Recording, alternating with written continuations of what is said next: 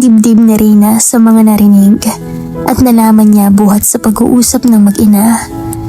Tila nakisimpat siya ang mga luha niya na kusang pumapatak sa gilid ng kanyang mga mata.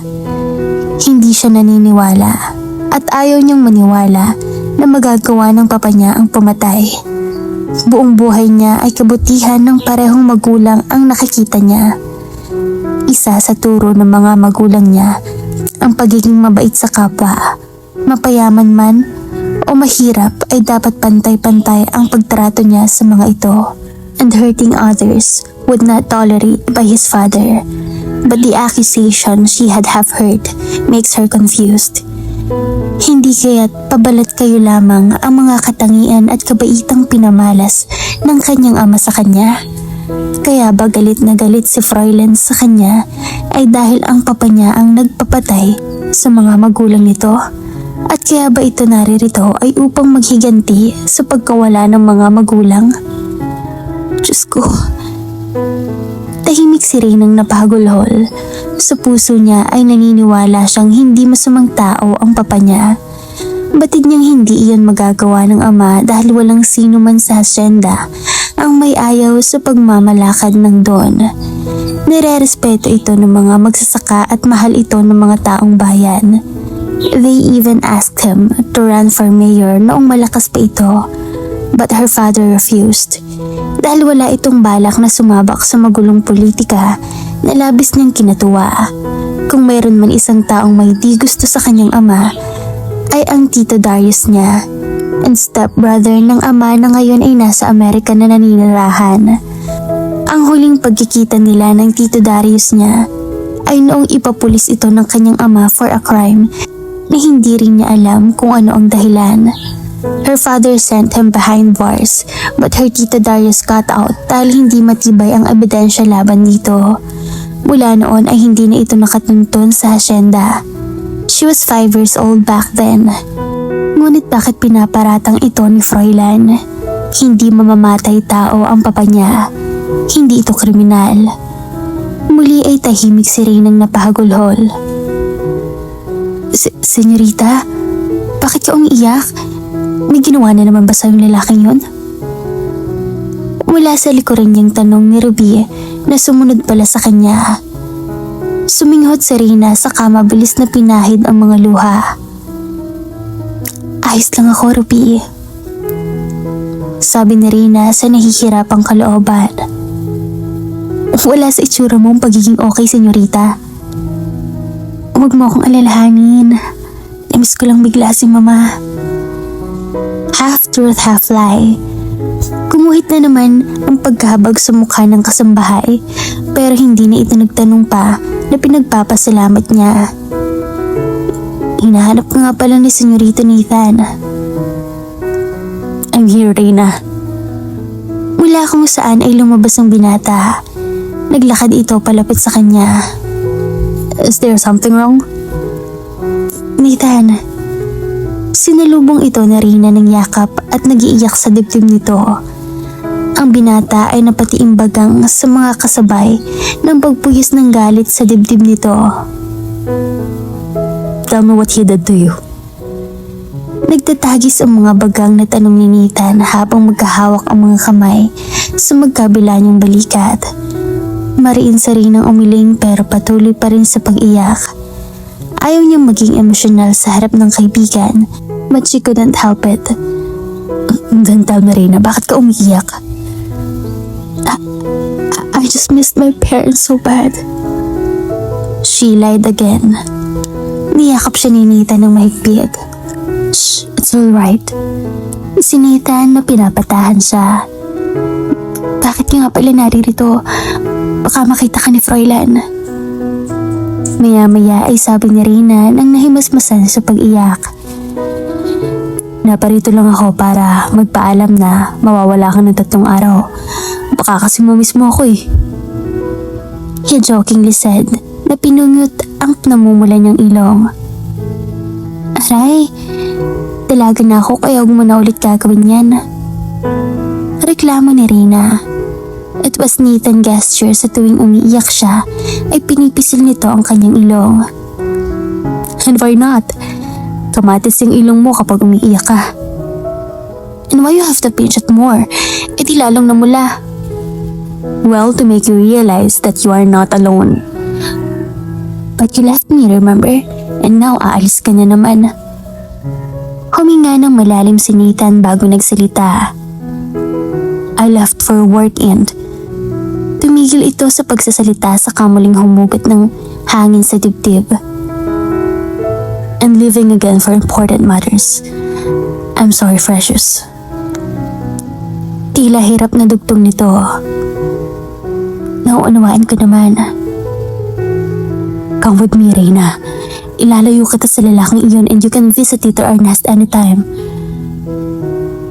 Gusto na ni Reynang sunggaban ang panyayaya ni Nathan pero ayaw niyang umalis ng mansyon at mawala kay Froilan sa kadahilan ng hindi rin niya alam.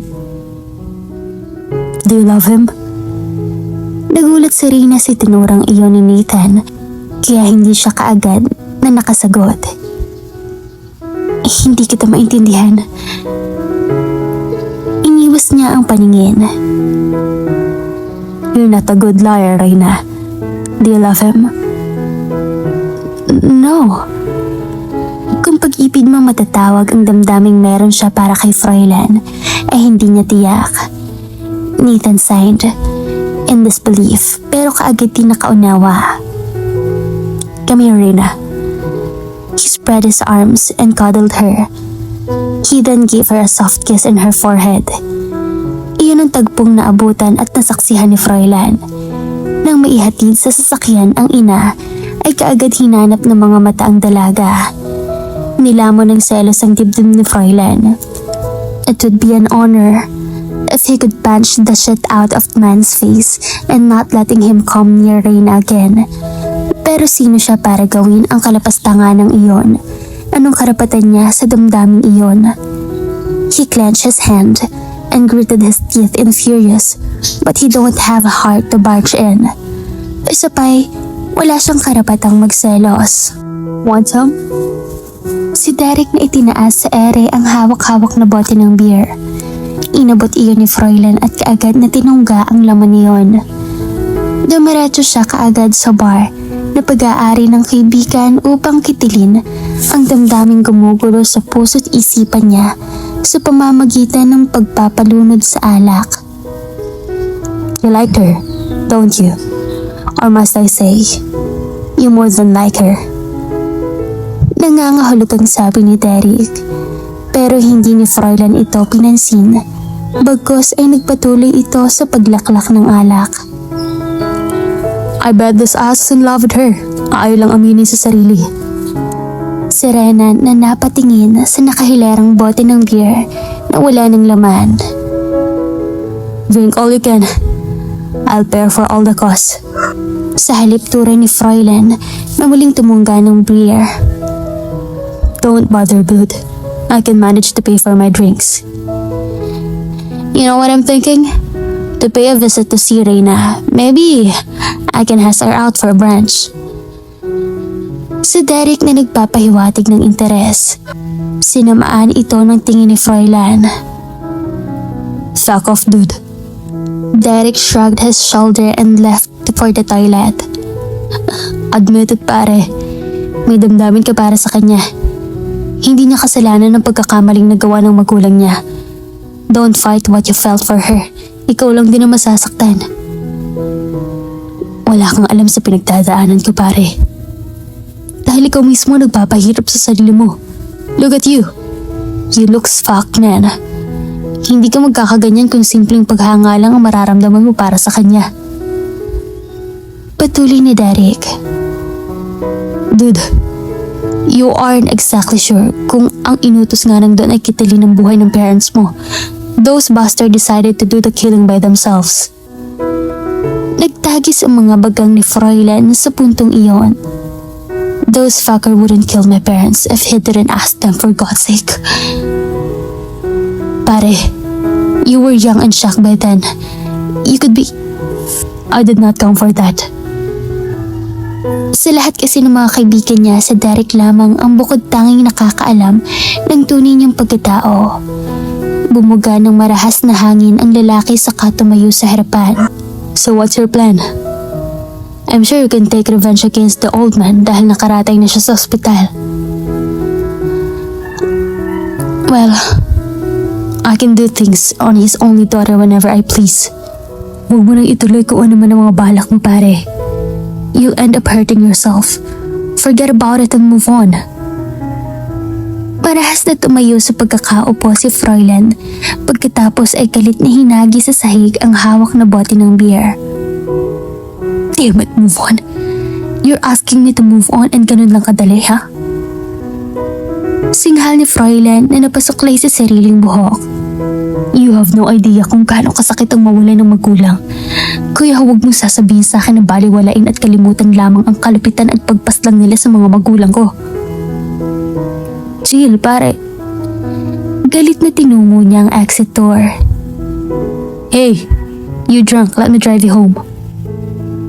Habol na tawag ni Renan mula ngayon ay nakabalik na sa kanilang mesa. I can manage myself. Sagot ni Fräulein bago nawala sa paningin ng mga kaibigan.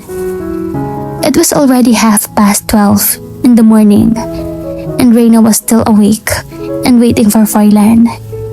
Ewan ba niya pero nag-aalala siya sa tuwing umaalis ito at bumabalik ng hating gabi.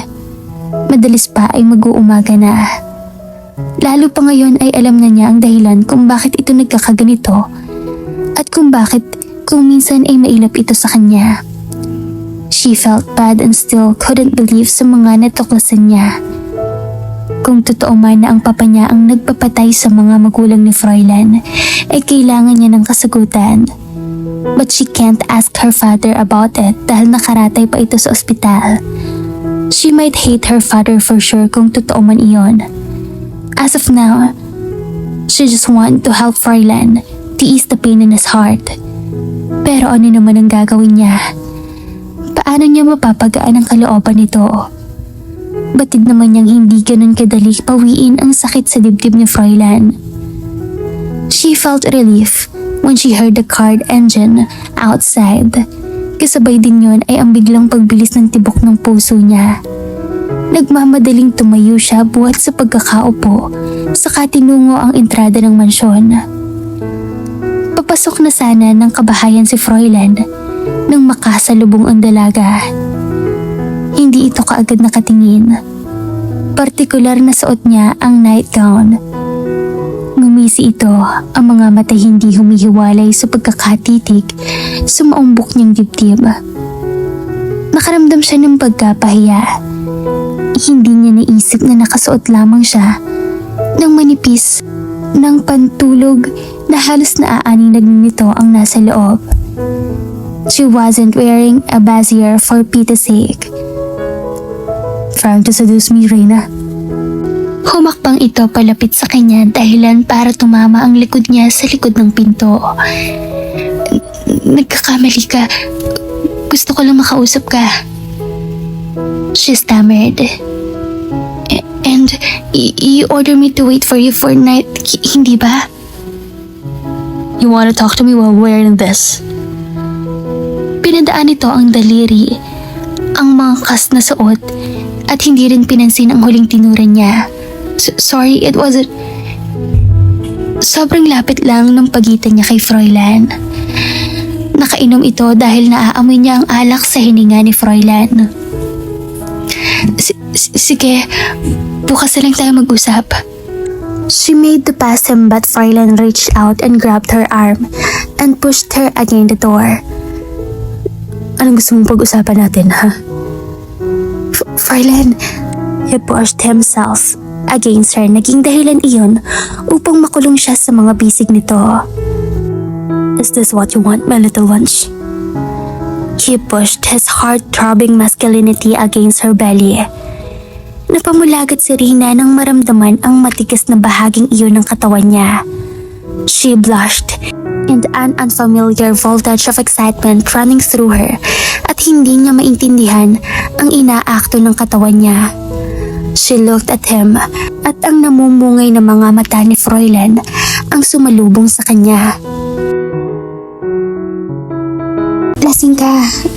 Hayaan mong ipagtimpla kita ng mainit na tsaa. Hindi tsaa ang kailangan ko, Reyna. He responded with a thick voice as he gritted his teeth. Lalong idiniin ang katawan sa kanya. Napasinghap at napayakap siya sa malapad na dibdib ni Froilan. You want me, Reyna. Your body can't lie. He touched the sensitive peak of her breast using his one finger, and that makes her gasp. Would you run and scream if I tell you that I'll going crazy? If I can't make you mine right now? Froilan, I want you, Reyna. I want to be inside you. Right now and right here. siniil na ng mga labi ni Froilan ang labi niya bago pa man siya muling makapagsalita. Froilan pulled her waist closer to his as he continued kissing her with great fury. Marahas, mapusok at walang pag-iingat ang klase ng mga halik na pinapalasap nito sa kanya. Hindi na rin alintana ni Froilan kung nasasaktan man siya sa pamamaraan ng pag-angkin nito sa mga labi niya. She gasped when she felt his hand touching her breast. At nasasaktan siya sa ginagawa nito sa dibdib niya. But there's also something else she could feel. A burning sensation na binubuga mismo ng katawan niya sa bawat dantay ng balat ni Froilan sa balat niya. Pinakawalan lamang nito ang mga labi niya upang lumanghap ng hangin. She was still catching for her breath when he claimed her lips again. Pakiramdam na Reyna ay namumugto na ang mga labi niya sa pamamaraan ng paghalik ni Froilan. Nais niya itong itulak palayo sa kanya at kasuklaman ang kapangahasan ng binata. Pero bakit pakiramdam niya ay tinakasan siya ng lakas upang isakatuparan iyon?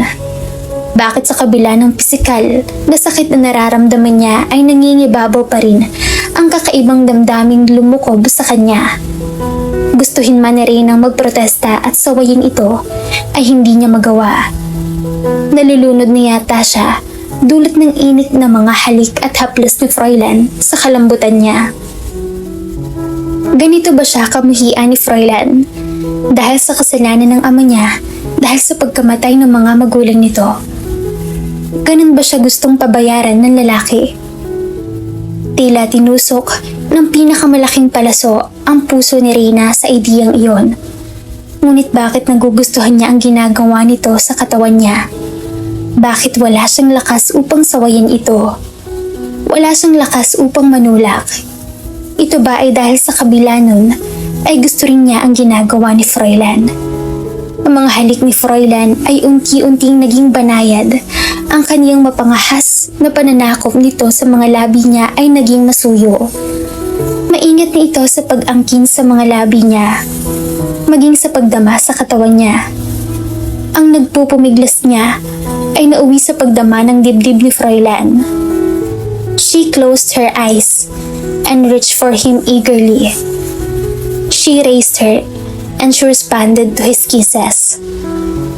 If it's the only way para gamutin ang pitak sa puso niya ay gagawin niya. Kung ang katawan niya ang kabayaran para maibsan ang panandali ang puot at galit sa dibdib nito, ay malugod niyang ipagkakaloob ang sarili. Iminulat ni Froilan ang mga mata nang malasahan ang maalat na likido sa sariling mga labi. Lihim siyang namuhi at nasuklam sa sarili. Pero gustuhin man niyang tumigil ay hindi niya magawa. Pakiramdam niya ay may malakas na pwersang humihila sa kanya upang lalong lasapin ang kalambutan ng katawan ng dalaga at tamis ng mga labi ni Reyna. He need her, and he can't help it. God knows how much he wanted her. Walang sandaling hindi ni Froilan naisip na kaniig ito sa tuwing nakikita niya. And he hates himself for that. His body never acted like this before sa lahat at kahit sinong babae except for this wench na palaging laman ng diwa niya. Naging maingat ang bawat pagdama ni Froilan sa katawan ni Reyna. He wanted to take her to her right there, pero baka marinig sila ng mga kasambahay. Ang susunod na namalaya ni Reyna ay ang pag-angat ng katawan niya mula sa sahig habang ang mga labi nila'y nanatiling magkalapat. Humigpit din ang pagkakakawit ng kamay niya sa batok ng binata. Mabilis tinawid ni Fräulein ang hagdan. Papanhik sa sariling silid at nang makapasok sa loob, ay mabilis na itinulak ng isang paa pasara ang pinto. Pagkatapos ay ibinaba siya nito sa may paanan ng kama. Namamalikmata siyang nakatitig dito. She was excited and nervous. She had no way of knowing if her heart could pay the price after tonight. Saka na lang siya magsisisi. She loved and he wanted this man. Love? Oh God, yes, she really does. But is she prepared for the pain after? Pinulit ni Reyna ang anumang pagtutol mula sa matinong bahagi ng pag-iisip niya. Hindi humihiwalay ang mga mata ni Fräulein sa kanya habang kinakalag nito ang night dress niya. Pagkatapos ay hinawi sa balikat niya at hinayaang malaglag sa kanyang paanan. Bahagya siya nitong nilayo at sinuyid ng tingin ang kabuuan niya.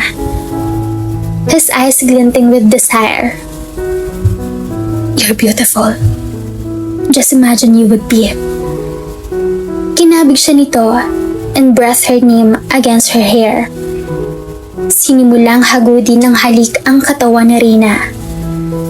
His kisses went down onto her neck, pinaglipat-lipat sa kanyang balikat. Pikit ang mga matang hinayaan niya ito sa ginagawa. Nang hindi makatiis, ay hinubad ni Fräulein ang pang-itaas na kasuotan. Kaagad naman ni Reyna tumalima at iminulat niya ang mga mata. Napadako ang paningin niya sa malapad nitong dibdib na natatamaan ng liwanag na nagmumula sa labas. Itinaas niya ang kamay at dinama ang palad ang matikas nitong dibdib. Fräulein groaned. Her touch is like burning coal. Muli ay kinabig siya ni Fräulein. Halos mapaso siya nang magdikit ang kanilang katawan. Napasinghap si Reyna, her breast touching his chest. Pakiramdam niya'y may kung anong naglalagablab na apoy ang pumaitaas sa kanyang mga ugat. Bumulong si Fräulein, ang kanyang mga pangalan, as he kissed her with unrestrained passion. Napapitlag siya bigla when she felt his tongue touch her. His lips on her, parting, caressing, and exploring. Involuntarily, itinaas niya ang kanyang mga kamay and responded the same way. Napapaungol si Fräulein dahil doon. They were both breathless nang maghiwalay ang kanilang mga labi. Tinitigan siya ni Fräulein. Napasinghap siya nang abutin ng mga labi nito ang bahaging iyon. She cried in pleasure sa ginagawa nito sa parting iyon ng katawan niya. She's half in getting harder and throbbing inside his pants as he's smelling her rose scent na talaga namang nakakapagpawala ng tamang katinoan ni Fräulein. He then touched and explored her body once more and feel every line and curves of her, allured na tila ba kinakabisado ang bawat anggulo ng katawan niya. Pinagapang at humagod sa masiselang bahagi ng kanyang katawan.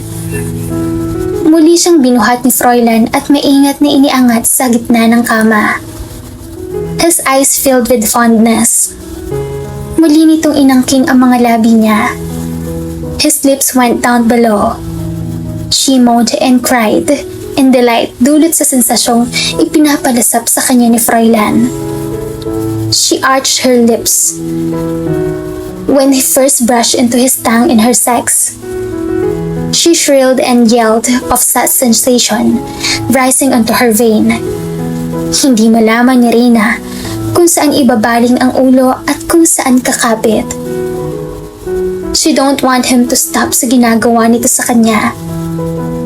Nagpatuloy sa pagsamba sa gitna ng bahagi niya si Fräulein. He was kissing, licking, sipping, and eating her flesh.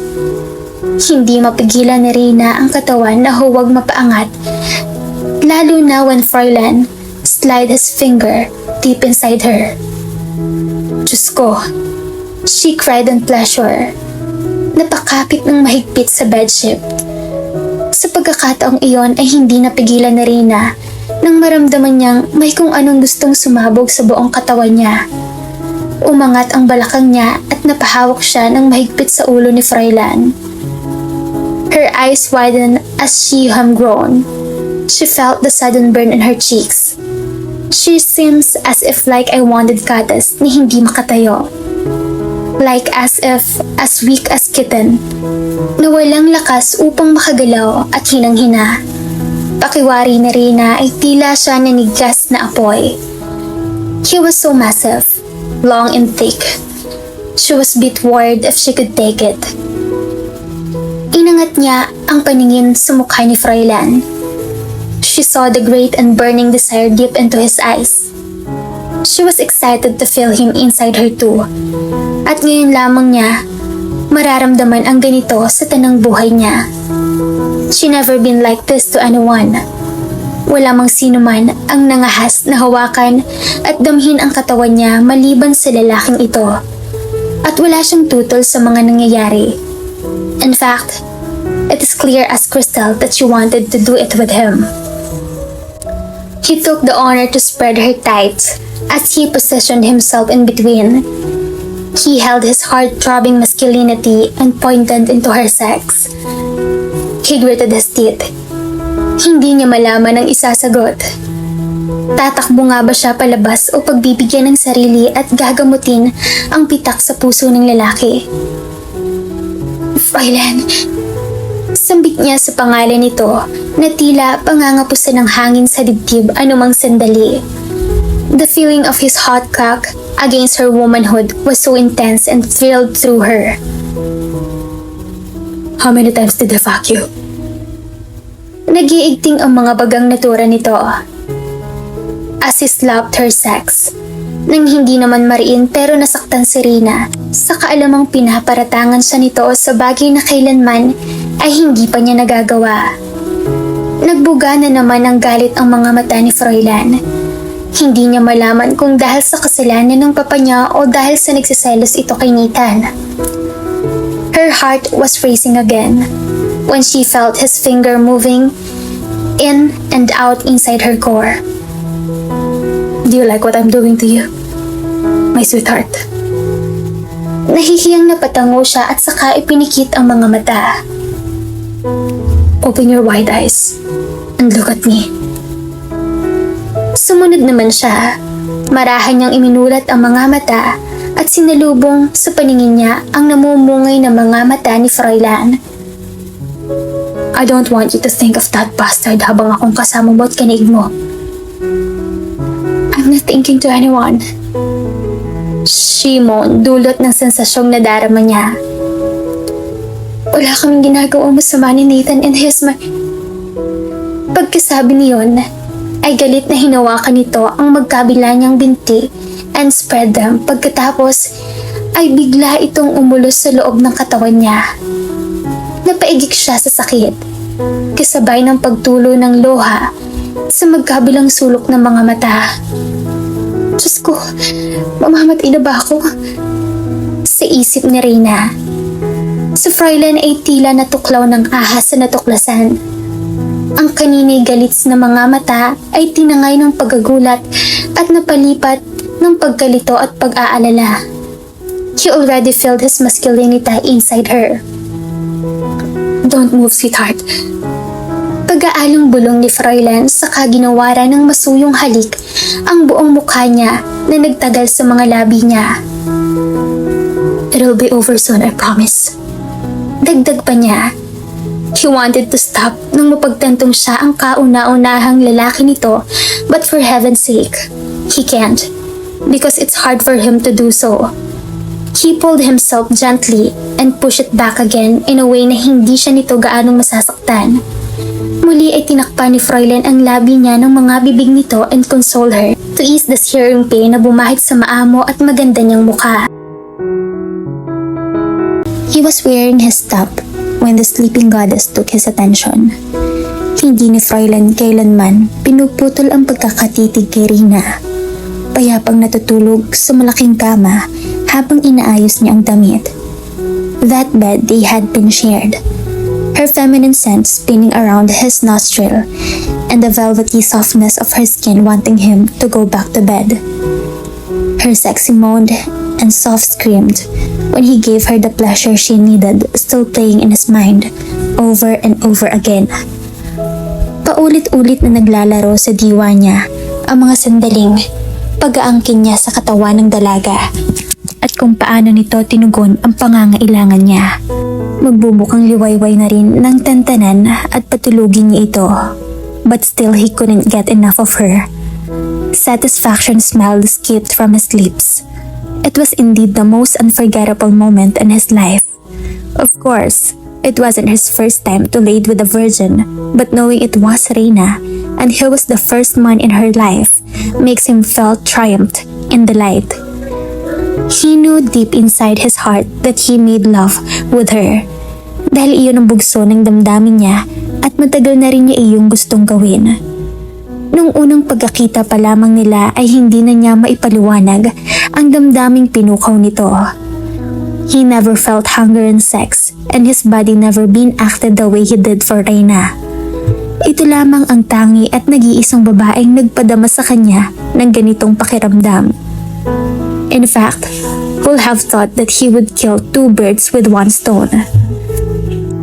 Nakakasiguro siyang mag-uumapaw sa galit si Don Ernesto kapag nalaman nito ang ginawa niya sa unikaihan nito, but he doesn't have to. The old man's still in the coma, and who would knows when he'll recover. Pero nakakatiyak siyang hindi iyon matatanggap ni Nathan. He smiled of the thought, but cursed him at the same time. Well, he has nothing against Nathan. Hindi lang iyon, the guy reminded him of someone from the past. Maliban sa kasintahan ito ni Rina at pinagseselosan niya ito. Kasama ba sa paghihiganti niya ang namagitan sa kanila sa buong magdamag? Bakit may bahagi ng pagkatao niya ang gustong magprotesta sa parting iyon? But on the other hand, he shouldn't have felt guilty because it was part of his plan after all. Nakaratay sa ospital lang doon, kaya ang anak nito ang pagbabayari niya sa mga kasalanan nito sa pamilya niya. Hindi ba iyon naman talaga ang dapat? Ang hindi lamang sakop ng paghihiganti niya ay ang damdaming inuukol niya para sa dalaga. Napilit niyang iwinawaksi sa isipan. Malaking bahagi ng pagkatao ni Fräulein ang gustong muling angkinin ang babae, pero abot-abot ang pagtitimping ginawa niya when he felt his arousal. Isa pa'y batid din naman niyang napagod niya ito ng husto. Besides, he has some important things to do. He gritted his teeth as he fought for control of taking her again and again. The grating breath escaped from his mouth pagkatapos ay wala sa loob na napangiti ng matabang. As he shook his head, as he slowly walked toward the bed, he then sat on the edge of the bed.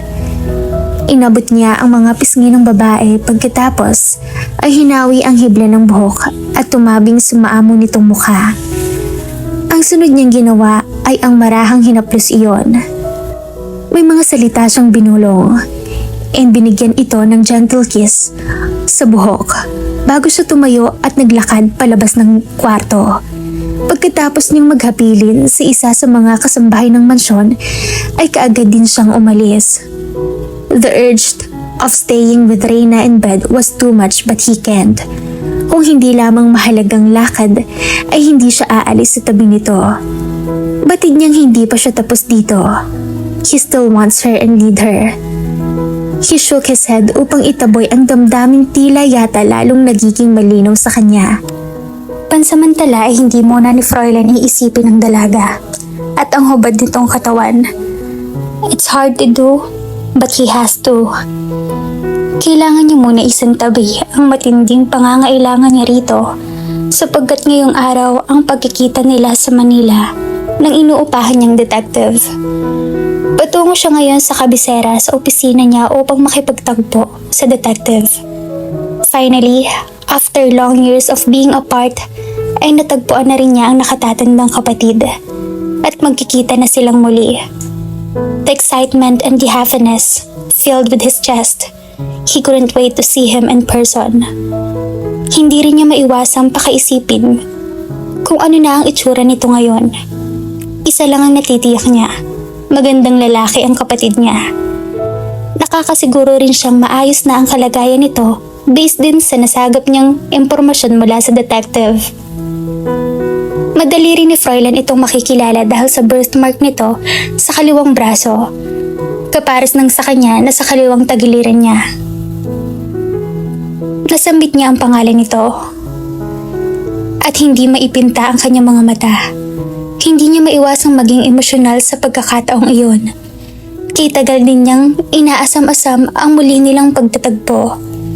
Kung maaari lamang niyang paliparin ang minamanehong sasakyan, ay kanina pa niya iyon ginawa. Sinipat niya ang orasan sa bisig niya.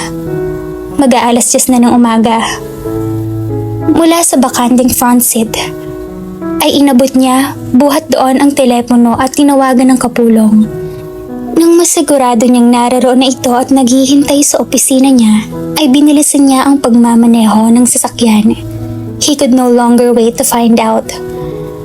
Tanghali na nang maalimpungatan si Rina at nang madamang wala siyang katabi sa kama, ay kaagad niyang iminulat ang mga mata. The disappointed and pain sliced through her chest.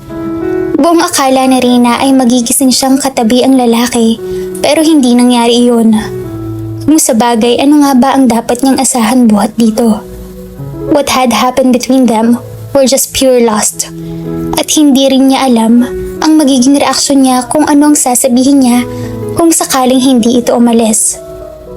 However, she knew deep through her heart that she involuntarily surrendered herself last night. At wala siyang pinagsisisihan sa ginawa niyang pagsuko at pagpapaubaya. She felt the sharp pain in between her thighs when she tried to move. Napangiwi siya, but only to be replaced with sweet smiles, simultaneously the redness of her cheek when he recalled what had happened between her and Froilan. Hindi niya maipaliwanag ang kaligayahang nadarama niya sa feeling ni Froilan sa mga nagdaang magdamak. In fact, she made love with him many times. Napakagatlabi siya sa kilig na rumaragasa sa kanyang kaibuturan. She could still feel his heart, long and massive length, deep inside her. His kisses and touch that burned her whole being were still torturing her. Every move he did, every push and pull he made, makes her felt a woman, completely woman. Never in her wildest imagination that she could be as wild as she was with Froilan the whole night. Paulit-ulit siyang nagpaubaya rito at paulit-ulit din siya nitong pinaligaya at dinala sa dako na paroon. And the right at the moment she was longing for him to take her above the sky again and again. Lalong namula ang magkabilang pisngi niya sa bahaging iyon ng pag-iisip. Oh dear. What's wrong with me? Why am I acting this way? She shook her head to rid of those malicious stuff in her head. Dahan-dahan siyang bumangon at tumayo buhat sa kama. Pagkatapos ay paika-ikang naglakad papasok sa banyo upang maglinis ng katawan. Kailangan na niyang maghanda upang magpunta sa taniman dahil hindi porke may namagitan sa kanila ng binatang may-ari ng buong asyenda ay may karapatan na siya at magpahinga.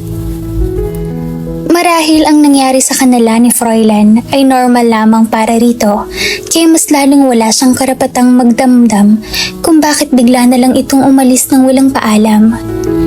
Hindi rin na rin na makakalimutan nang dahil kung bakit ginusto niyang magpaangkin dito. Hindi niya dapat na makalimutan na galit ito sa ama niya at marahil ay sa kanya rin dahil sa pagkamatay ng mga magulang nito. But judging the way he made love with her wasn't enough proof of his furious. He was so gentle, sweet and nice. Sa pag-akay nito sa walang muwang niyang katawan, he cares about her last night. Yes, she can tell. But who knows? Hindi pa rin niya maiwawaglit at mabubura ang katotohanang ang ama niya ang dahilan ng galit at puot sa dibdib ni Froilan. The pain stabbed through her chest once more. She knew that giving herself to him wasn't a clever idea, but on the contrary, she did it for herself too. Hindi naman niya maikakaila sa sarili ang malaking attractions sa binata. Pagkaraan ng halos kalahating oras ay lumabas siya mula sa banyo. Nagulat pa siya nang mabungaran sa loob ng silid si Aling Aurora. Magandang tanghali, senyorita. Pumasok na ako para dalhan ka ng makakain. Nakangiting bati ng ginang na sinulyapan ang umuusok pang pagkain na sa side table ng kama. Maraming salamat po, Aling Aurora. Nag-abala pa ho kayo. Bababa na rin naman po ako maya-maya. Naku, bata ka. Huwag mong alalahanin yun. Isa pa'y pinagbili ni senyorito na dalhan ka ng pagkain at huwag kang palabasin ng silid. Magpahinga lang daw ho kayo. Bakit ho? Masama raw ang pakaramdam mo. May sakit ka ba, iha? Sinabi ho ba niyang pumirmi lang ako rito sa loob ng kwarto? Abay, may sakit ka ngang bata ka. Kaya sabi ko lang Akmang aayusin ni nito ang kama nang bigla niyang maalala ang bahid ng naganap sa kanila ni Froilan kagabi. Wala sa loob na napatakbo siya at napatalon sa gitna ng kama na ikinagulat ng ginang. Actually, Aling Aurora, hindi niyo na ho kailangan ayusin at maglinis dito sa kwarto. Malinis naman po at ako nang bahalang magpalit ng kobre kama. Tila nagtatakang nakatitig lamang sa kanya ang ginang at pasimple siyang umubo na wari ay may sakit. Pasimpleng sinalat ng ginang ang noo niya at sinabing, "Isinat ka nga, siya sige. Magpahinga ka muna't kumain ka na rin. Uutusan ko si Ruby na dalhan ka ng gamot para sa lagnat at ubo. Tatawagan ko na rin ang senyorito." Ho? Bakit kailangan niyo pa pong tawagan si Froilan, Aling Aurora? Dahil ipinagbili niyan tawagan ko siya kapag gising ka na. Namula siya. Bakit ho, Aling Aurora? Abay, baka nag-aalala. Dahil masama ang pakaramdam mo. Ganun ho ba? Bumuntong hininga si Aling Aurora saka nagsalitang muli. Tama talaga ang kutob ko. Noon pa man, mabait ang senyorito. Marahil ay may pinagdadaanan lamang kung bakit minsan ay masungit. Hindi siya nagsalita, bagkus ay nagyuko siya ng ulo upang itago ang pait na lumukob sa kanya. Batid ni Reyna ang dahilan kung bakit ganun ang ugali ng lalaki at naiintindihan naman niya iyon. Pero malaking parte pa rin ng puso niya ang ayaw maniwala. Tanging ang kanyang papa lamang ang makakasagot sa mga katanungan niya. Pero hanggang ngayon ay hindi pa rin nagkakamalay ang papa niya at nakakadagdag iyon sa malaking alalahanin niya. Maiwan na kita, senyorita. Kainin mong lahat ng mga pagkain na dinala ko. Oo, Aling Aurora, maraming salamat po. Sagot ni Reyna at pilit na ngumiti rito. Totoo ba ang lahat ng narinig niya? Totoo ba ang lahat ng sinabi ni Aling Aurora? Nag-aalala sa kanya si Froilan. Yun ba ay dahilan sa namagitan sa kanila kagabi? Hindi kaya ay may damdamin din ito para sa kanya? Napangiti si Reyna sa bahaging iyon ng pag-iisip niya, kasabay niyon ay ang lalong pamumula ng magkabilang pisngi niya. Ngunit kaagad din niyang sinaway ang sarili. Ayaw niyang umasa dahil masasaktan lamang siya sa bandang huli. Ngayon pa nga lang ay nararanasan na niya ang sakit sa dibdib. Froilan. Tawag ng puso niya. Ewan ba niya? Pero bakit namimiss niya agad ito? Alam niyang hindi dapat. Pero hindi niya maawat ang sariling damdamin para kay Froilan. Hindi niya mapigil kung ano man ang tumutubong damdamin sa kanyang puso. Pag-ibig nga ba? The shock registered in his face as he saw the pictures of his long missing older brother. Kuha ang mga iyon noong 12 taon ito. Iyon ang edad nito noong nagkalayo silang dalawa noong mga panahong ipapatay ang mga magulang nila. Ang ilang mga larawan ay noong nagtapos ito ng sekundarya at kolehiyo. Kasama nito sa isang kuhang larawan si Reyna at Don Ernesto, maging ang mga kinikilalang magulang ng kapatid. May isa pang larawan na half-naked ang lalaki kung saan na-exposed ang birthmark nito. God, this can't be. Ang kapatid niya na matagal na niyang pinapahanap ay walang iba kundi si Nathan. Marahas si Froy lang napatayo buhat sa pagkakaupo. Naihilamos ang mga palad sa sariling mukha. Matagal na niyang kilala ang kapatid. At sa katunayan, napang-abot na ang kanilang mga kamao in a very nasty situation. Iiling-iling siyang naglakad sa loob ng opisina. Hindi niya alam kung matatawa ba siya o maiiyak sa katotohanang natuklasan niya. Indeed, it was really insane. Who'd have thought that Nathan could be his long-lost brother? In fact, he was right. When the first time they met, he reminded him of his brother Francis. Iyon pala, ito ang kapatid niya. But on the other hand, he refused to believe. Isa pa'y nangibabaw ang selos niya rito dahil malapit ito kay Reyna. The grating breath escaped from his chest once more. Nasa diwa ang malaking katanungan kung bakit kasama ng kapatid ang mag-ama. Higit itong matanda sa kanya kaya imposibleng hindi nito alam o matandaan ang mga nangyari. Hindi totoo. Hiyaw ng isip na Froilan.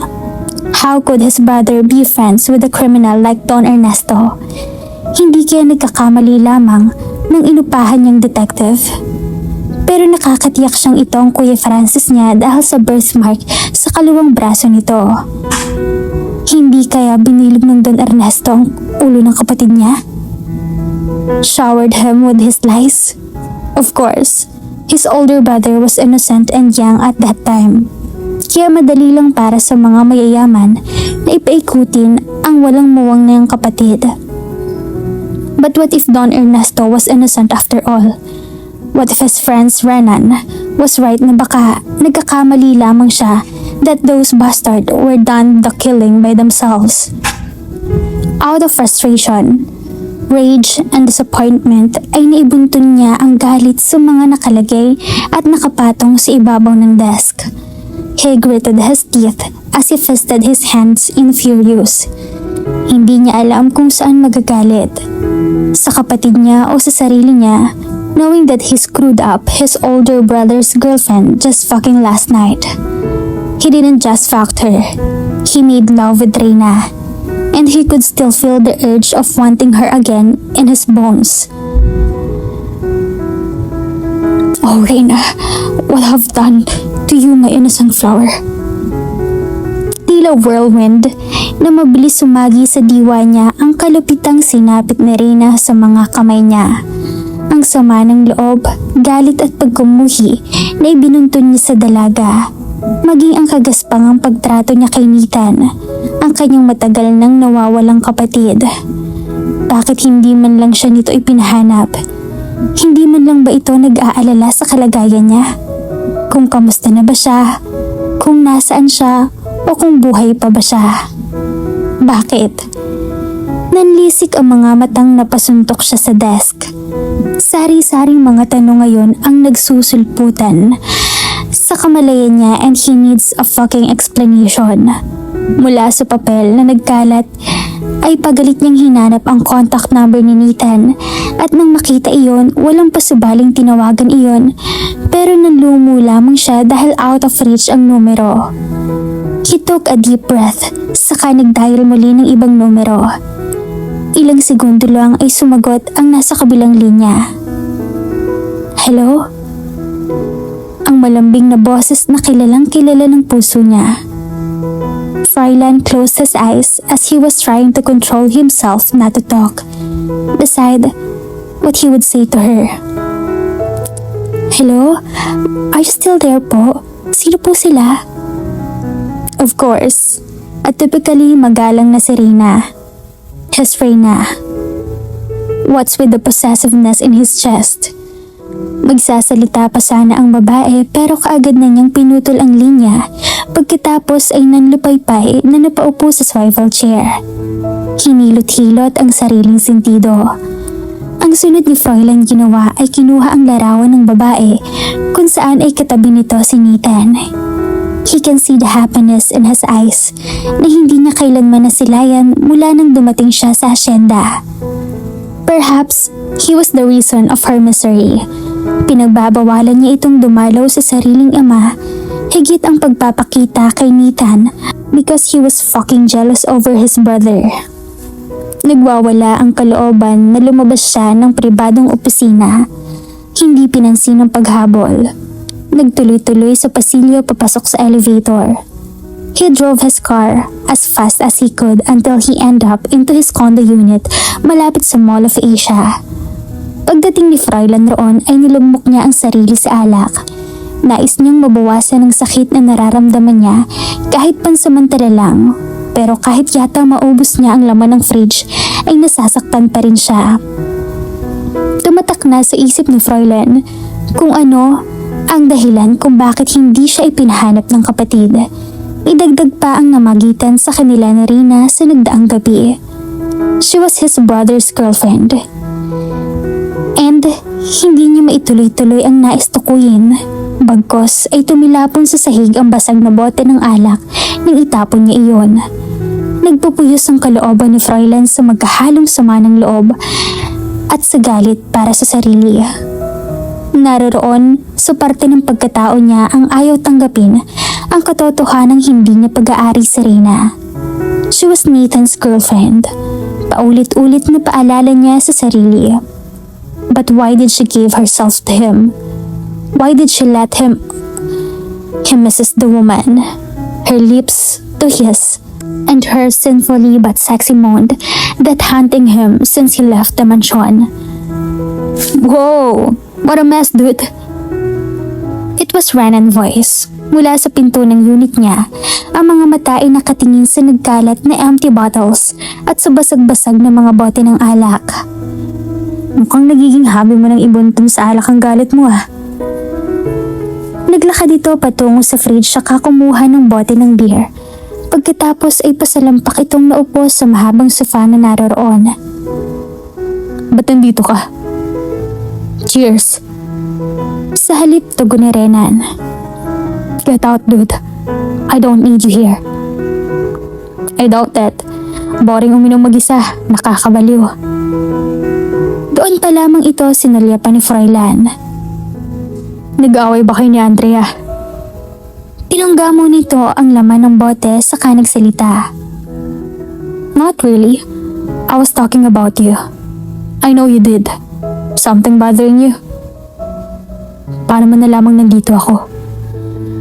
Pag-iiba ni Fräulein ng usapan. Oh, that? Ngumisi ito. I have connection. Cut the bullshit. Alright, your secretary told me that you left from office. Napadaan ako dito so I check on you. Happy now? Hindi siya sumagot, sa halip ay muli itong nagbukas ng beer. Alam mo bang masama ang araw-araw na pag-inom ng alak? Yeah, tell that to your customers. Well, I did. Nakapaskil yan sa wall ng bar ko, in a bold and capital pa. Tumawa ito.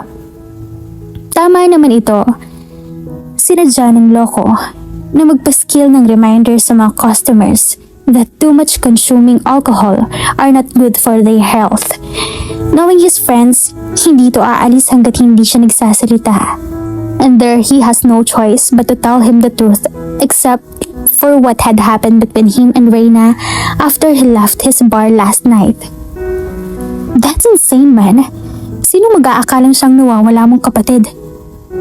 He commented after hearing him. Ang hindi ko lang maintindihan kung bakit malapit siya kay Don Ernesto, sa taong nagpapatay sa magulang namin. sabi ni Fräulein sa nagpupuyos na damdamin. There are always reason for that. It's either wala talagang kasalanan ng matandang iyon or your brother got an amnesia. Amnesia? Asik na balik tanong ni Fräulein. Yes, maaaring nabakok ang... No, he wasn't. Protestang putol niya sa sasabihin ng kaibigan. I saw him shot, pero hindi nabagok ang ulo niya. Idiniin niya ang huling katagang binitawan. Then probably the old man is innocent after all. Renan stated na tila nakakatiyak. Then who could be the fucking mastermind? Halos pasigaw na asik niya. I can't answer you that, dude. However, your brother could. Kagagaling lang ni Reyna sa ospital at doon na rin nanatili ng 2 araw pero hanggang ngayon ay wala pa ring malay ang kanyang papa. Tinapat na rin siya ng doktor na walang kasiguraduhan kung magkakamalay ang Don. Tila gusto nang isuko ng papa niya ang laban. He maybe wants to be with her mom already pero hindi pa pwede. Kailangan niya ng paliwanag ng papa niya at umaasa siyang mali ang mga binibintang ni Fräulein. Isa pa ito na lang ang natitirang pamilya niya sa mundo bukod sa tiyuhin at pinsan niyang nasa Estados Unidos na matagal na rin niyang hindi nakikita. It's been a week ago since the last time she saw him. Hindi man lang ito nagpaparamdam sa kanya. Ganun ba siya talaga ni Fräulein Kamuhian? After the night she shared with him, ay hindi pa umuwi ng mansyon ang lalaki. Sinubukan ni Reyna itong tawagan gamit ang telepono pero hindi niya ito makontakt. Nag-aalala na siya para rito. Higit sa lahat ay miss na niya ito. Nasaan na kaya ito ngayon? Bakit hindi pa ito bumabalik ng mansyon? Hindi na lang ba siya nito gustong makita? Paano ang pagpapalakad nito sa asyenda? Paano na siya? Nasasabik na si Reyna muli itong masilayan. Mas nanaisin pa niyang pagalitan o sitahin siya ni Fräulein araw-araw basta makita lamang ito ng kanyang mga mata. Gustuhin man ni Reynang itanggi ang katotohanang damdamin niya para kay Fräulein ay hindi niya iyon magawang iwaksi. Sa pakiwari niya ay lalong nahuhumaling ang puso niya sa binata. Sinubukan naman niyang pigilan pero sa huli ay hindi niya nagagawa. Ang atraksyon niya rito at ang namagitan sa kanila ay lalong nagpapabagabag sa dibdib niya. What if he couldn't love her na tiyak naman niyang hindi mangyayari? Siya lang itong nag-iisip na baka magawa rin siya nitong mahalin dahil nag-aalala ito sa kanya. Agad niyang iwinaksi si Fräulein sa kanyang isipan dahil bigla-bigla ang pag-iinit ng kanyang katawan na tila bagang nais niyang maulit muli ang pangyayaring iyon sa buhay niya. At nakakatiyak siyang kay Fräulein lamang niya gustong gawin ang kamunduhang ginawa niya sa nakalipas na linggo. Ano ba itong nangyayari sa kanya? Bakit siya nagkaganito? For sure, it was just pure sex para sa lalaki and she could not fall for more. Patunay lang na hindi ito nagpapakita sa kanya pagkatapos ng gabing iyon. Kung minsan ay gusto na rin ng kastiguhin ng sarili dahil ilang beses niyang nahiling na sana'y magbunga ang sandaling iyon ng pagpapaubaya niya. It's not that she want him to marry her. Gusto lamang niyang magkaroon ng alaala sa nag-iisang lalaking may malaking parte sa puso niya bukod pa sa kanyang ama at kay Nathan bilang kababata niya. Nahiling niyang sana'y nandoon si Bia ang kanyang kasin. Di sana'y may nakausap siya at mapagsabihan ng mga hinaing ng puso. But her uncle won't allow Via to come for a visit. Malaki ang galit ng tito niya sa kanyang ama na hanggang ngayon ay hindi pa rin niya alam ang dahilan. Nahihiya naman kasi siyang magsabi sa mga kasambahay ng mansyon. Ruby would too be willing to listen to her pero nakakahiya pa rin. Baka kung anong isipin nito. Wala naman siyang malapit na kaibigan na mapagsabihan. A friend from high school and college, maybe, but not so close to open up with them. She sighed in frustration habang nakatunghay sa ibaba mula sa balkonahe ng silid niya. She was waiting for Fräulein to come back home. Gabi-gabi siyang nakadungaw doon, hoping that he will be there at any time by now. But sadly, Fräulein has nowhere to be seen.